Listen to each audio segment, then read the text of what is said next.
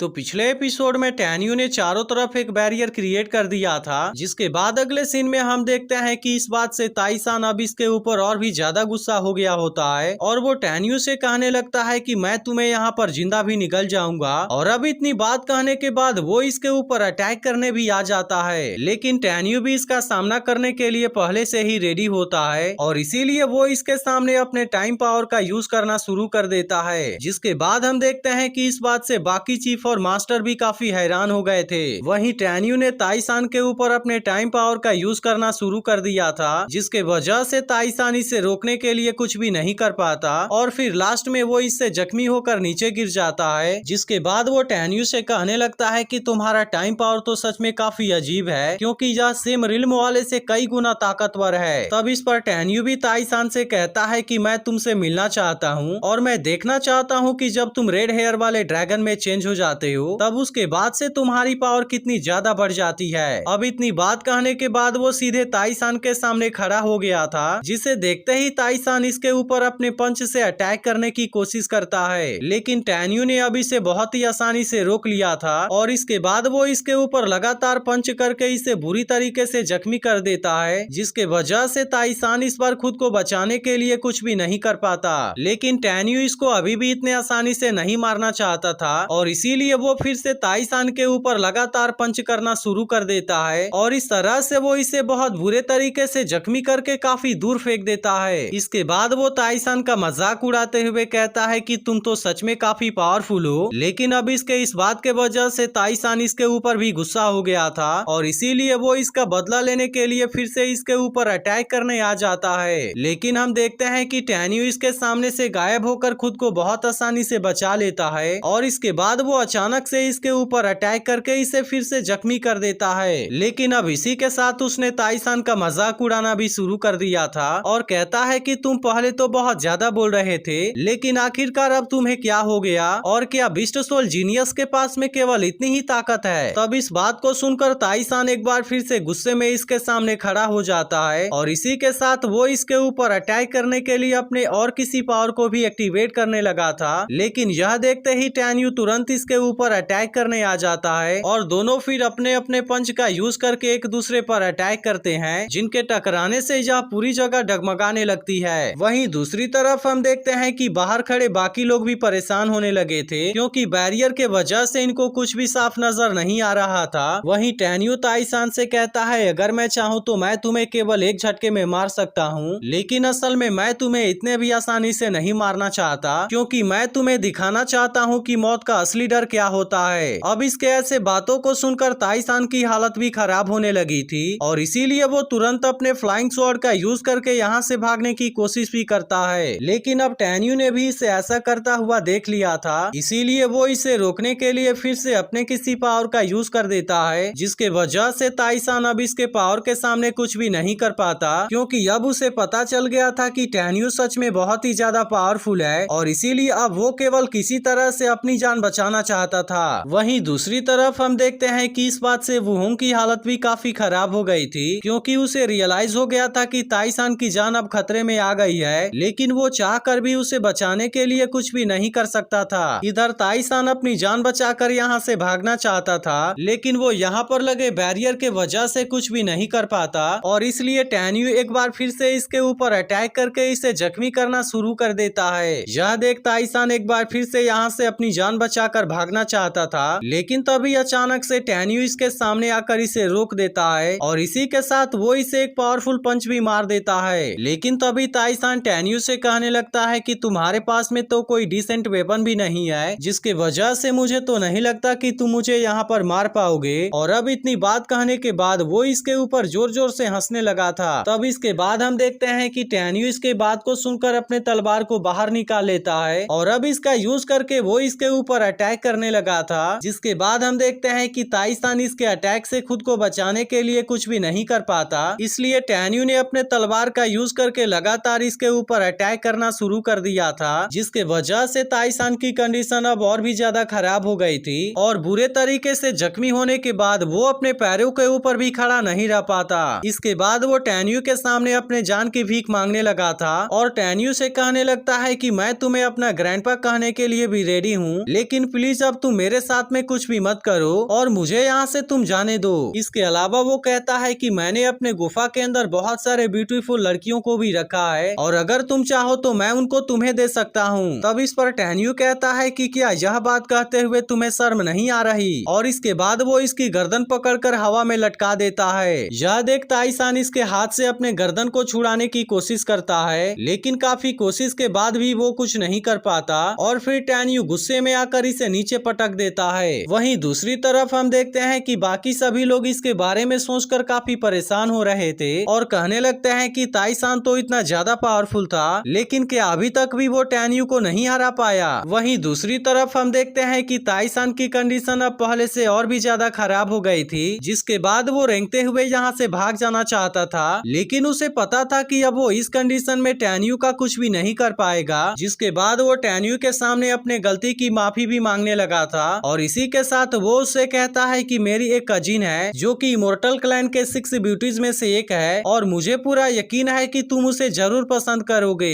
लेकिन अब इसके इस तरह के सोच को देख टेन्यू इसके ऊपर और भी ज्यादा गुस्सा हो गया था और फिर कहता है कि तुम तो सच में बहुत ही नीच किस्म के इंसान हो। जिसके बाद वो तुरंत अपने तलवार का यूज करके इसके ऊपर अटैक कर देता है और अब इस तरह से उसने ताइसान को यहाँ पर मार गिराया था। जिसके बाद वो अपने तलवार को भी अंदर रख लेता है और इसी के साथ अब उसने अपने लगाए हुए बैरियर को भी तोड़ना शुरू कर दिया था, जिसे देखते ही यहाँ के बाकी लड़के भी इसके बारे में देखने के लिए काफी एक्साइटेड हो गए थे। जिसके बाद इसके बारे में देखने के लिए बाकी लोग भी काफी बेचैन हो गए थे, क्योंकि वे भी जानना चाहते थे कि आखिर अंदर क्या हुआ है और इन दोनों में से इस मैच के अंदर कौन जीता है। अब इसके कुछ समय के बाद यह बैरियर यहाँ से क्लियर हो जाती है और इसी के साथ टेन्यू अपने सभी फ्लाइंग स्वॉर्ड को अपने रिंग के अंदर रख लेता है। अब टेन्यू को सही सलामत देख मिंगई भी काफी खुश हो गई थी, लेकिन इसी के साथ हम देखते हैं कि बाकी लोग बहुत ही ज्यादा हैरान हो गए थे, क्योंकि इन सभी को लग रहा था कि ताइसान टेन्यू को जरूर मार देगा, जबकि असल में तो टेन्यू ने उसे ही मार दिया है। अब इस बात के वजह से बीस्ट सोल डिवीजन के स्टूडेंट और भी ज्यादा परेशान हो गए थे और फिर कहने लगते हैं कि ताइसान के पास में तो बीस्ट सोल डिवीजन का सीक्रेट कोड भी था, लेकिन फिर भी ऐसे कैसे हो गया कि टेन्यू ने उसे ही मार दिया। लेकिन आखिरकार अब वे लोग भी इसके बारे में कुछ नहीं कर सकते थे, क्योंकि ताइसान इसमें बहुत ही बुरे तरीके से मारा जा चुका था। इसके बाद हम देखते हैं कि टेन्यू इसके डेड बॉडी को किक मारकर यहाँ से नीचे गिरा देता है। इसीलिए इसे देखते ही वुहोंग बहुत ही ज्यादा परेशान हो गया था, क्योंकि इसने भी सोचा था कि ताइसान टेन्यू को बहुत ही आसानी से मार देगा, लेकिन असल में ऐसा कुछ भी नहीं हो पाया। इसके बाद वो रोते हुए कहने लगता है कि मेरे 2 स्टूडेंट मुझसे दूर हो गए, लेकिन मैं उनको बचाने के लिए कुछ भी नहीं कर पाया। जबकि दूसरी तरफ हम देखते हैं कि मिस विंग इस बात से बहुत ही खुश नजर आ रही थी, लेकिन वुहोंग इधर अपने बेटे और दोनों स्टूडेंट के बारे में सोचकर काफी उदास हो गया था और फिर कहने लगता है कि आखिर मेरे ही साथ में ऐसा क्यों हुआ, क्योंकि अब मेरे सभी प्यारे लोग मुझसे दूर हो गए हैं। लेकिन अब इसके बारे में वो कुछ भी नहीं कर सकता था। जिसके बाद एपिसोड यहीं पर एंड हो जाता है। लेकिन अगर आपने इसके पिछले एपिसोड को मिस कर दिया हो तो लेफ्ट वाली वीडियो जरूर देख लेना, और अगर एक्सप्लेनेशन अच्छी लगी हो तो कमेंट करके भी जरूर बताना।